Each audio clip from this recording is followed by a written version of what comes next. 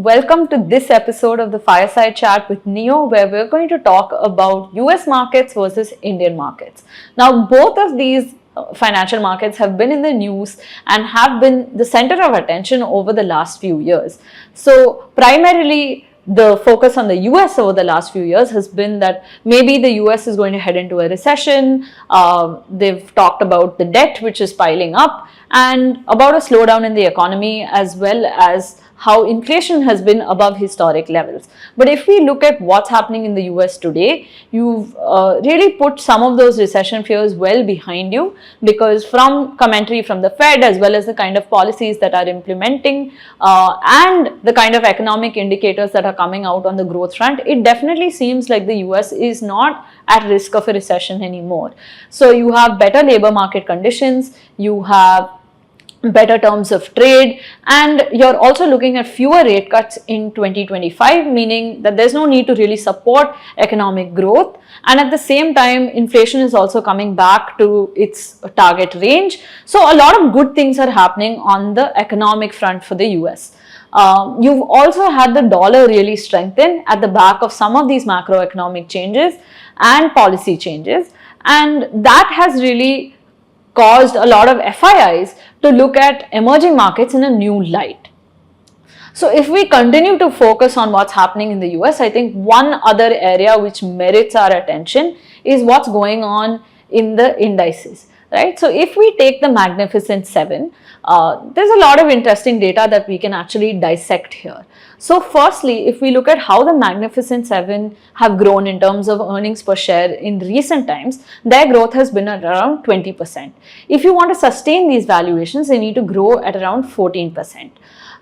Similarly, if we look at the rest of tech, their growth has been only around 4%, and they need to grow at 13% to sustain these kind of valuations.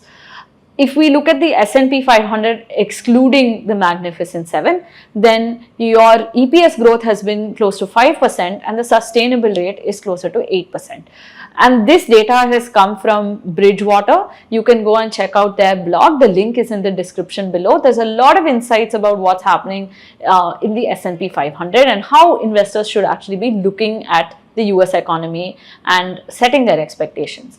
So if we look at this simple data point, what we really understand from here is that the Magnificent Seven, you can expect a slowdown in earnings growth, whereas when it comes to tech as an overall sector, there needs to be this significant leap in terms of growth. Whereas if you're looking at the S&P 500, then that earnings growth jump is really not as steep. So keeping these factors in mind, we actually need to look at how to assess these things.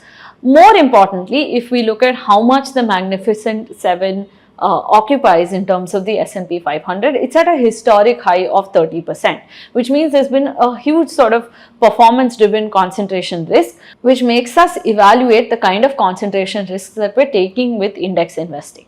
Now, moving on to India, I think the big headline that we want to look at is whether India is slowing down.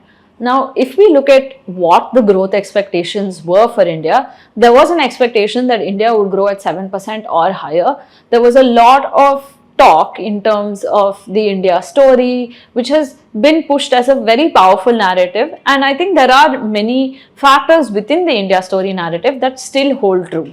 But if we look at where growth is today, the expectation of growing at 7.5% has really been tempered down to maybe 6.5% as a sustainable growth rate in the long run. And this means that India is still not a slow economy, but it's not meeting the past expectations. So there is a need to sort of revise certain expectations, whether it's in terms of valuations or in terms of returns that you've expected in the past. So now that there's a revision in growth expectations, let's talk about the other macros. Actually, India is doing pretty well in terms of its fiscal deficit. We've been on a consolidating path and the government hasn't wavered from that. Where we could improve is private capex, where you're expecting corporates to invest more. I think that has slowed down and that's a point of concern. But otherwise, if we look at other data like inflation, bond yields, trade deficits, India is actually doing quite well on all of these parameters. And then now we can delve into Indian markets. So what's really happening here? Why have Indian markets been correcting over the last couple of months? And I think the key to this is in the FII selling as well as the result season that has sort of tempered return expectations in many investors' mind. So FII selling has actually made equity markets in pockets a lot more attractive because the selling has largely been happening in the blue chip space, which means that some of the best businesses are becoming more attractive to own at the current valuations. So overall, when it comes to these two markets, I don't think you really need to look at a battle between the two of them. There is a need to be cautious in how you are investing into either one of these markets, and it needs to be a lot more focused and opportunistic in terms of how you pick your investment. Now that we've analyzed the US versus India and what's going on in each of these markets, I think it gives us a holistic picture of how we should be perceiving them. It's not a battle between these two, it's a choice of how you want to be focused in each of these markets. A broad-based approach is really not going to work, but selective opportunities are there in both markets. Both markets are positioned to grow well